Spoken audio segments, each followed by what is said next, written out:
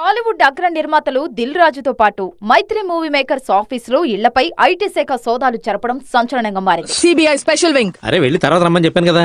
నీళ్ళు సర్చ్ చేయడానికి వచ్చాం. Kindly cooperate. ఏంటది కార్పొరేషన్? పుష్ప 2 వచ్చింది.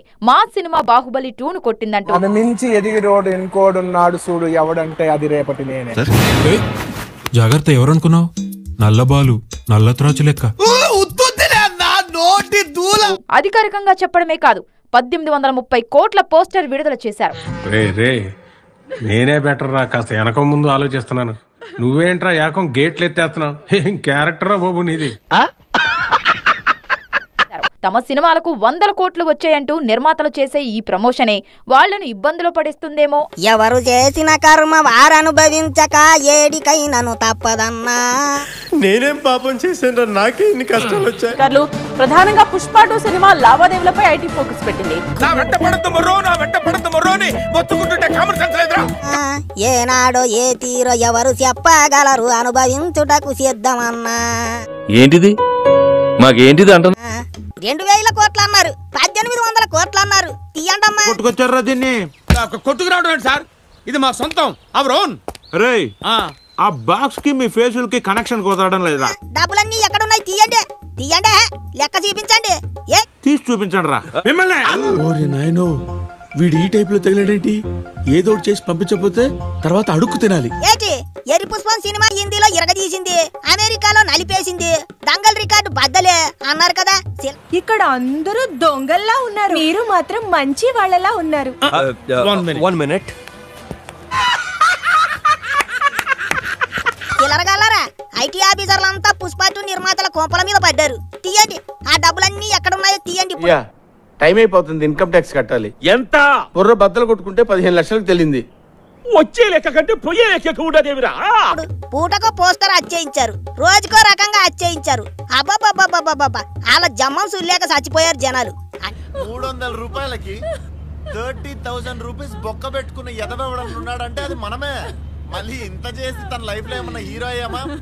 అన్ని 100 కోట్లు, ఇన్ని 100 కోట్లు, 1000 కోట్లు అని డబ్బా కొట్టుకున్నారు. డబ్బా డబ్బా డబ్బా డబ్బా డబ్బా కొట్టు డబ్బా.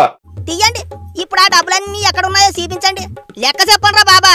ఐటీ ఆఫీసర్లు వచ్చారు, లెక్క చెప్పకపోతే డొక్కలో పొడుస్తారు.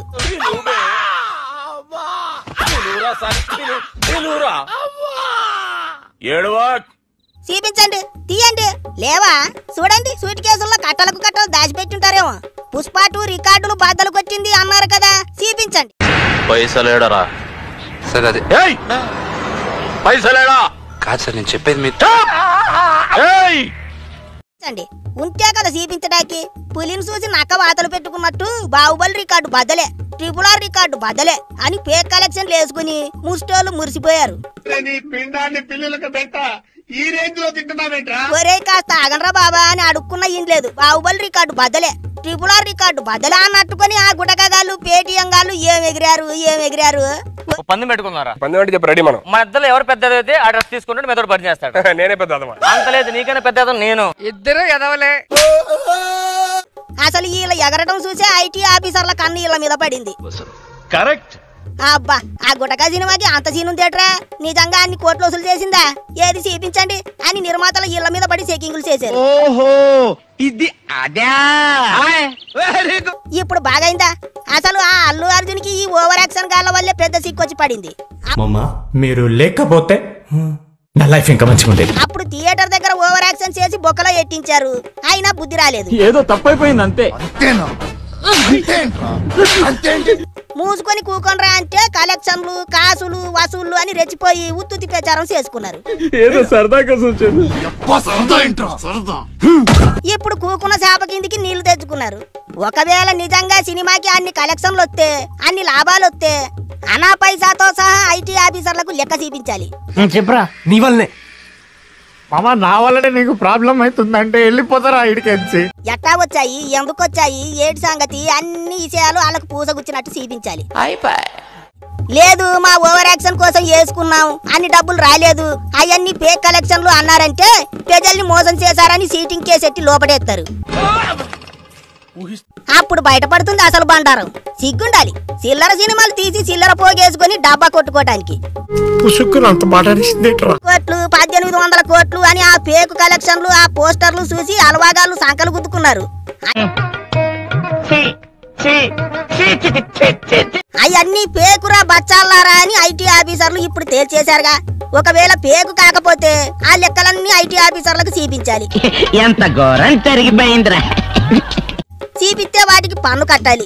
జబ్బగాళ్ళందరికీ నోట్లో చిలగడ దుప్ప పడింది.